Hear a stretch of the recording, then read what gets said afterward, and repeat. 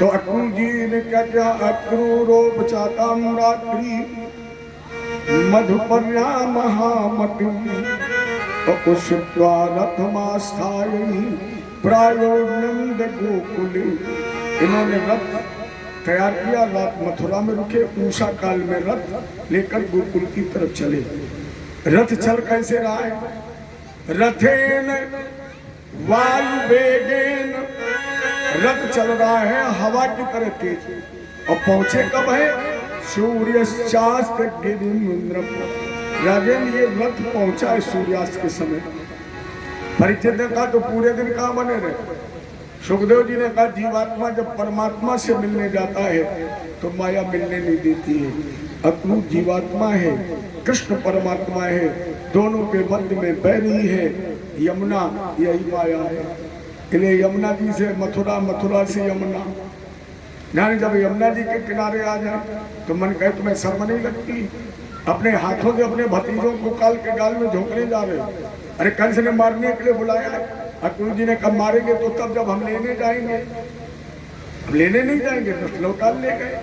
और जैसे मथुरा के सराय में पहुंचे, मरने का पागल हो, अगर कृष्ण केवल तेरा भतीजा होता तो 6 दिन की उम्र में पूतना, 3 महीने में सकटासुर, 7 वर्ष की उम्र में गोवर्धन। अक्रूर ने कहा तो लाने में क्या दिक्कत, जाऊंगा लेने।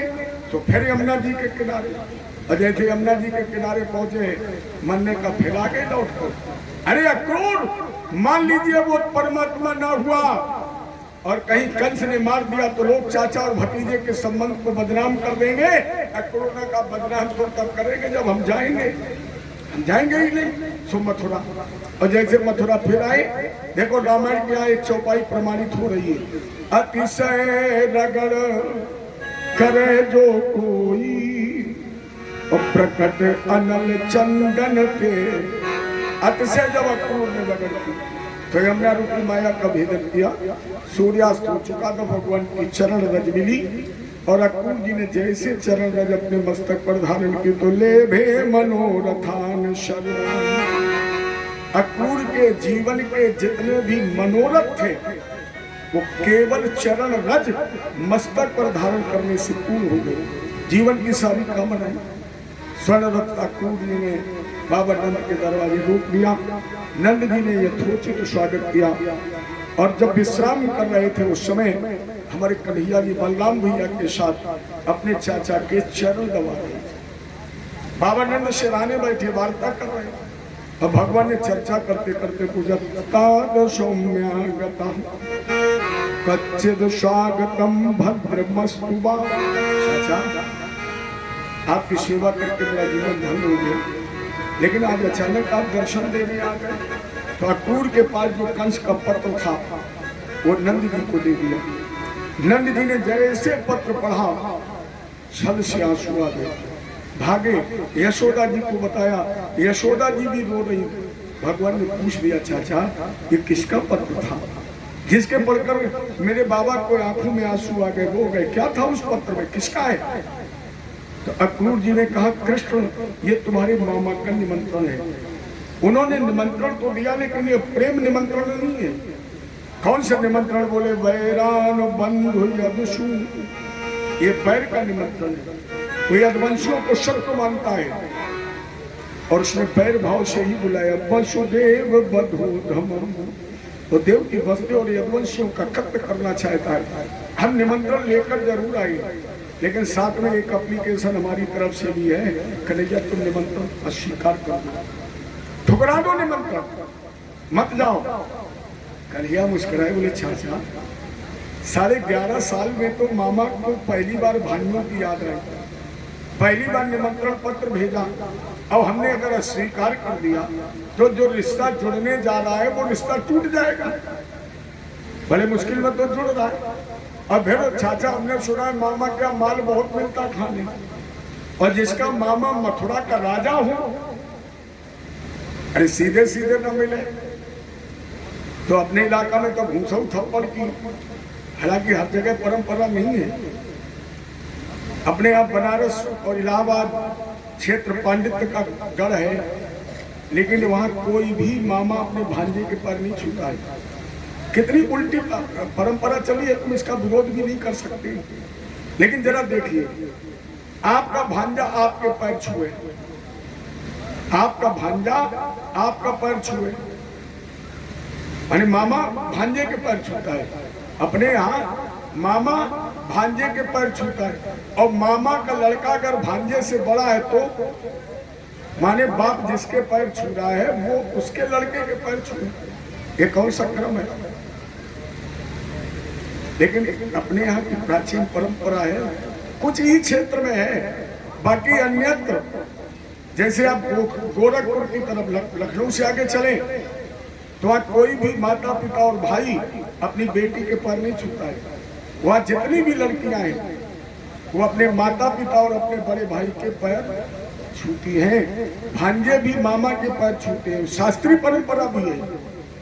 लेकिन अब अपने आप पता नहीं कब से ये परंपरा चली है, और जो परंपरा जब से जहाँ चल रही है वो चलनी चाहिए, यही हमारी आपकी पहचान। मैं ये नहीं कह रहा विरोध कर रहा हूँ, मैं ये कह रहा हूँ कि हमारी पहचान जिससे है, हमारी जो संस्कृति है, हमारी जो सभ्यता है, जो हमें पूर्वजों ने दी है, उसमें परिवर्तन करने के बजाय हम उस परंपरा का निर्वहन करते रहे तो ही हमारी पहचान है।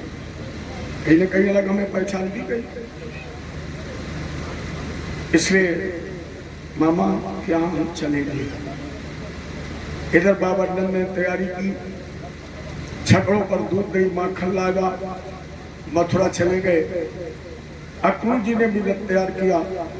भगवान सबसे पहले भैया यशोदा जी के पास पहुंचे। यशोदा जी रो रही थी। भगवान ने आंसू पूछे, माँ परसों आ जाऊंगा, निमंत्रण ही तो है, कल निमंत्रण पूरा हो जाएगा, परसों आ जाऊंगा। इसलिए माँ रोना बंद कर दो।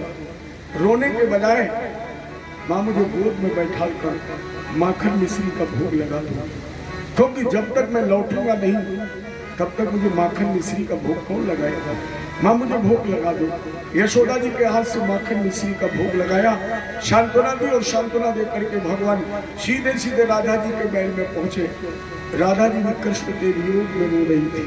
भगवान ने कहा, राधा तुम रो रही हो? अरे तुम्हारा हमारा जन्म का उद्देश्य तो एक ही है, और फिर हम क्या दो हैं? हम शरीर दो लेकिन जान तो एक ही है।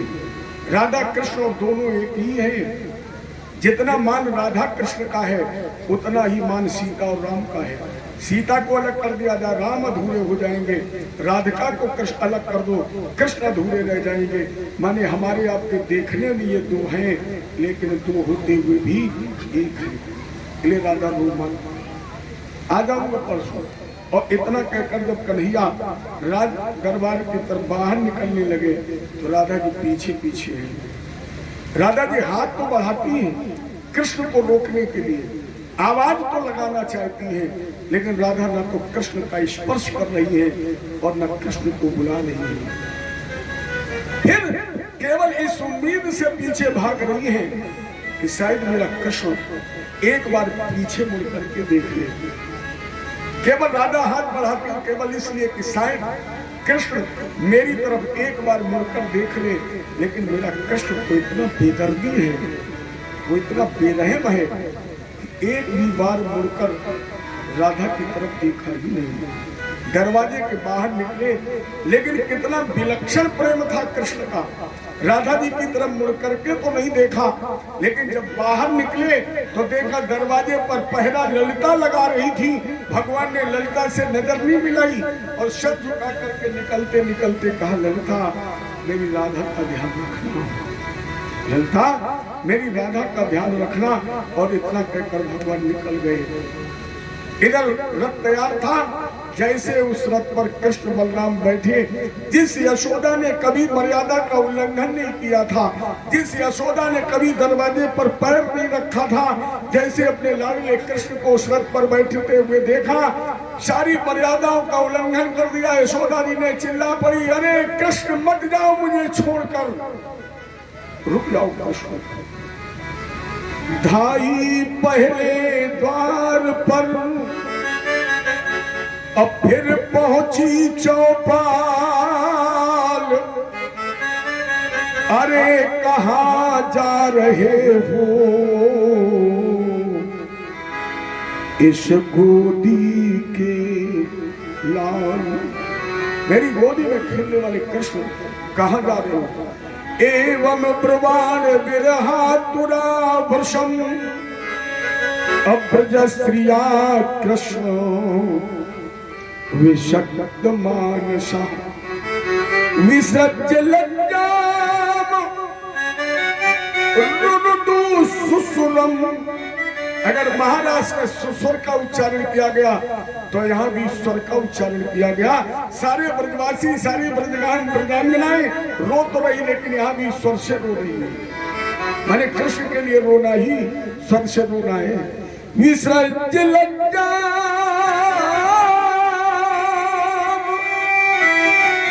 रुदु सुसुरम गोविंद दामोदर हे माधवेति। हे दामोदर, हे माधव, हे कृष्ण जाओ। गोपी मंडल रोकर बोला गोपिका बिहारी कहाँ चले? यशोदा माता चीखने लगी,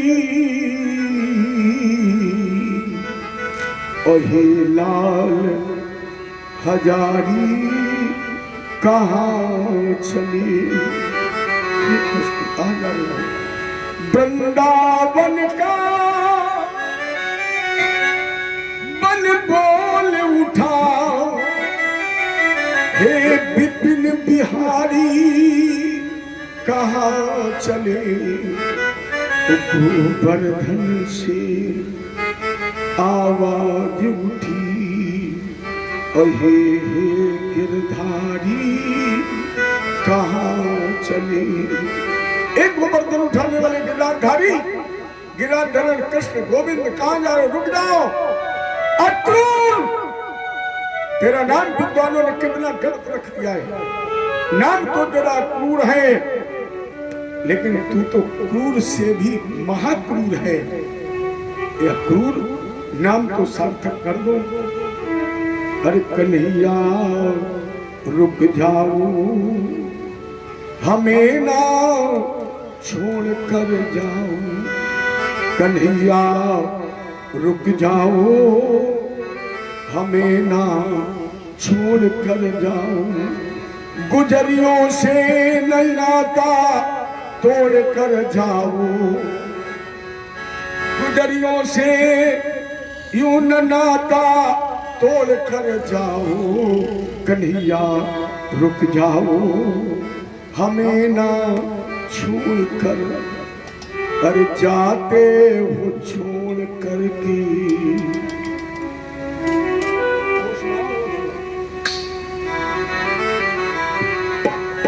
जाते हो छोड़ करके, कैसे जिएंगे हम? जाते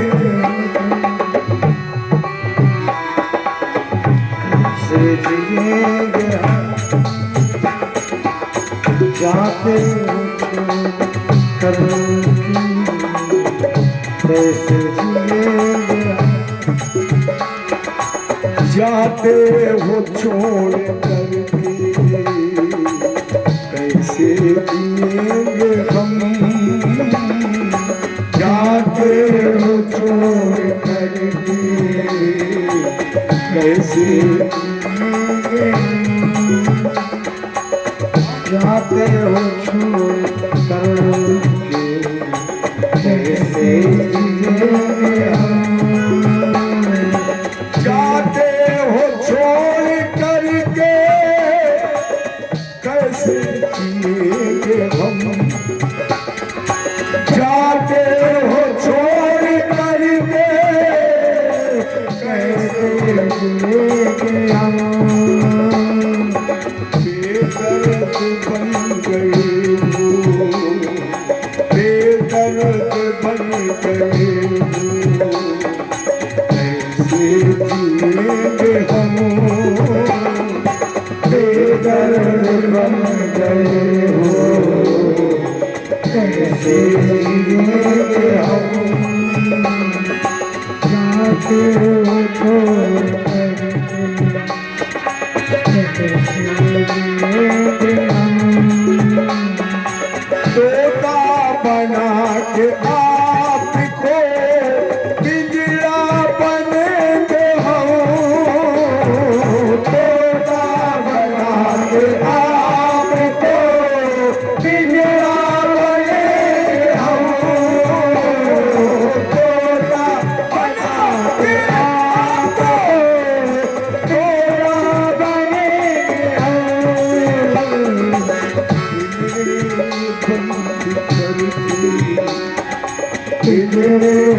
बंद करके सेवा करेंगे हम कृष्ण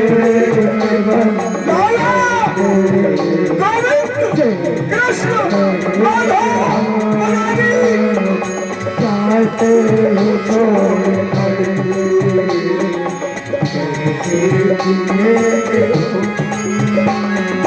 जाते हो छोड़ करके कैसे जिए लाला श्याम जाते हो छोड़ करके कैसे जिए बेदर्द बन गए हो बेदर्द बन गए हो कैसे जिएंगे बेदर्द बन गए हो कैसे जिएंगे हम जाते हो छोड़ लाला कैसे जिएंगे मूरत बना के आपको मंदिर बनेंगे हम मूरत बना के आपको मंदिर बनेंगे हम मूरत बना के आपको मंदिर बनेंगे हम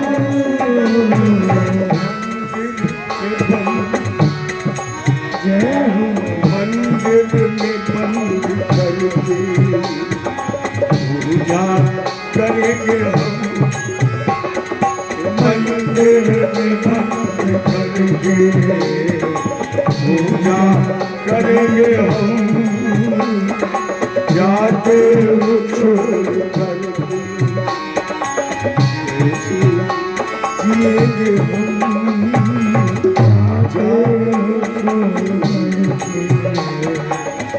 कैसे जिएंगे हम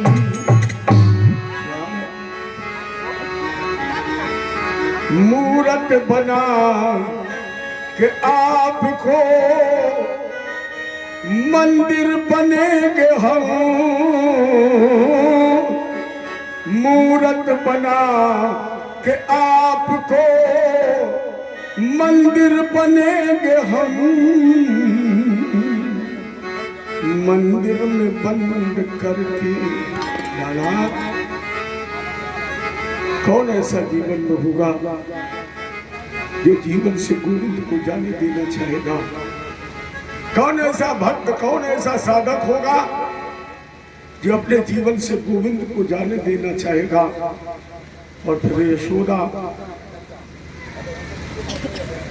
बिलख रही लाला मत जाओ छोड़कर कृष्ण अरे मंदिर मूरत बना कि आपको मंदिर बनेंगे हम मंदिर में बंद करके मंदिर में बंद करके पूजा करेंगे हम जाते छोड़ करके जिएंगे हम जाते छोड़ करके कैसे जिए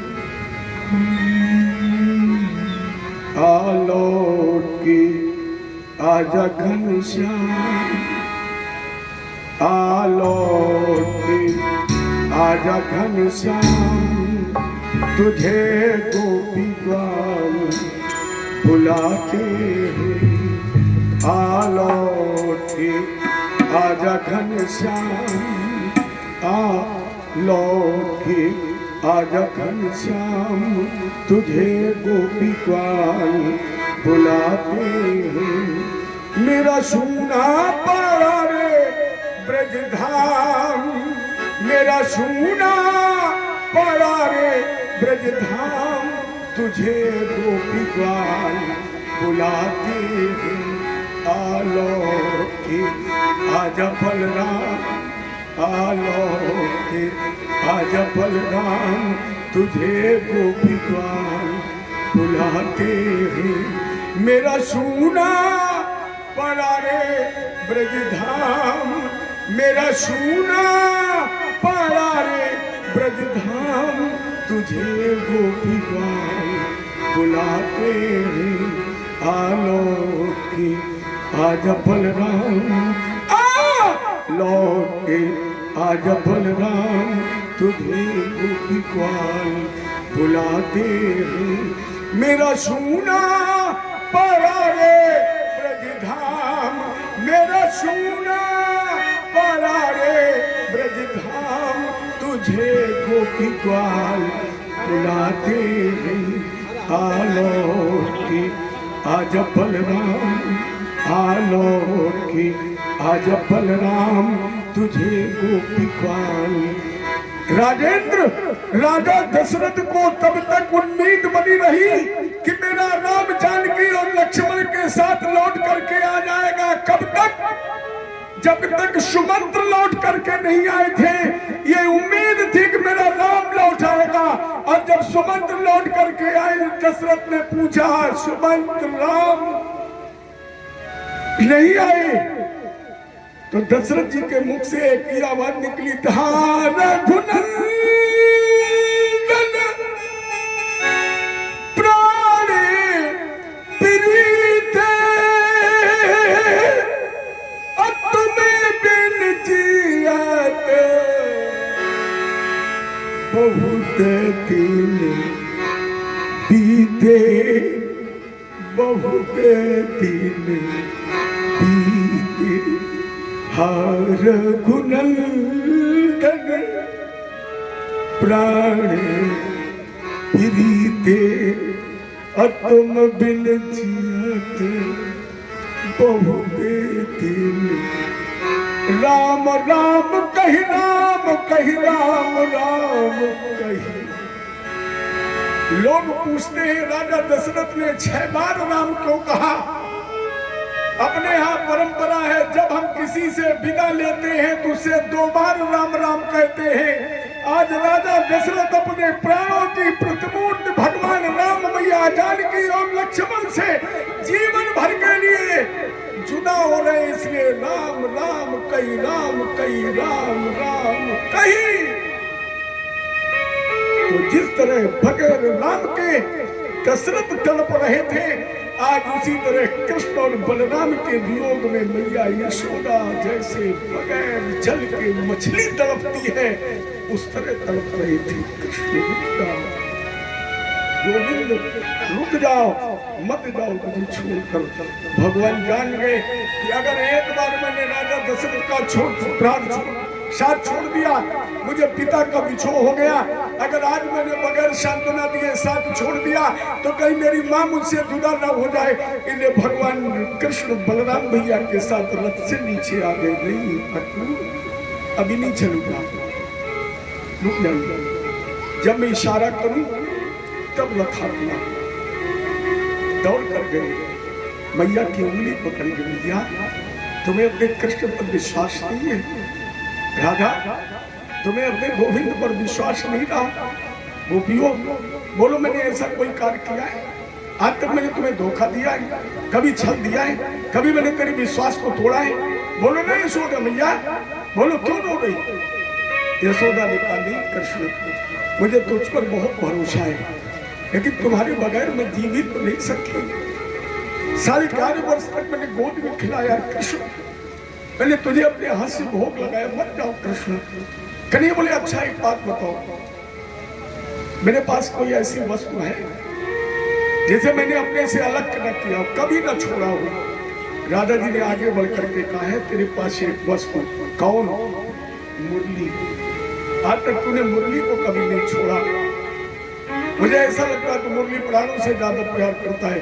भगवान ने तुरंत कमर से मुरली निकाली और राधा जी के हाथ में दे दी। कृष्ण, अब तो तुम्हें राधा विश्वास हो गया होगा कि मेरा कृष्ण लौट आएगा।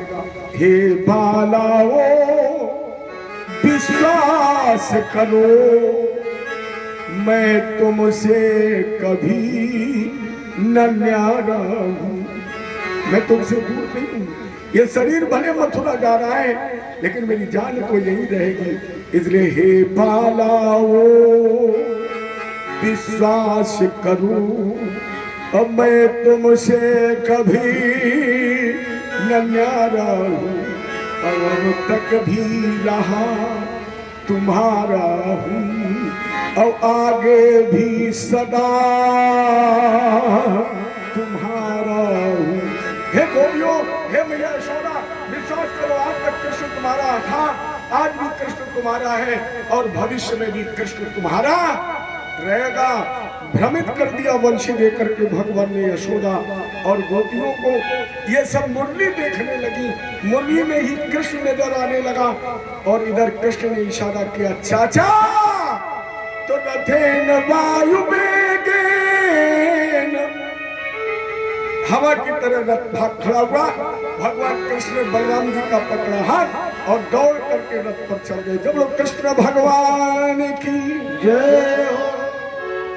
गोपियां अर्ध विक्षिप्त स्थिति में पड़ी है, अक्रूर भगवान को लेकर जा रहे। गोविंद मेरो है, गोपाल मेरो है, गोविंद मेरो है, गोपाल मेरो है, गोविंद मेरो है, गोपाल मेरो है, श्री बाके बिहारी नंदलाल मेरो है, श्री बाके बिहारी नंदलाल मेरो है, गोविंद मेरो है, गोपाल मेरो है, गोविंद मेरो है, गोपाल मेरो है, श्री बाके बिहारी नंदलाल मेरो है, ओ श्री बाके बिहारी नंदलाल मेरो है, श्री बाके बिहारी नंदलाल मेरो है, आया नहीं। गोविंद मेरो है, गोपाल मेरो है, गोपाल मेरो है, श्री बाके बिहारी नंदलाल मेरो है, श्री बाके बिहारी नंदलाल मेरो है, गोविंद मेरो है, गोपाल मेरो है। जय बोलो गोविंद भगवान की जय हो। जय जय श्री राधे जय जय श्री राधे। ये आवाज अभी रेणु के दरवाजे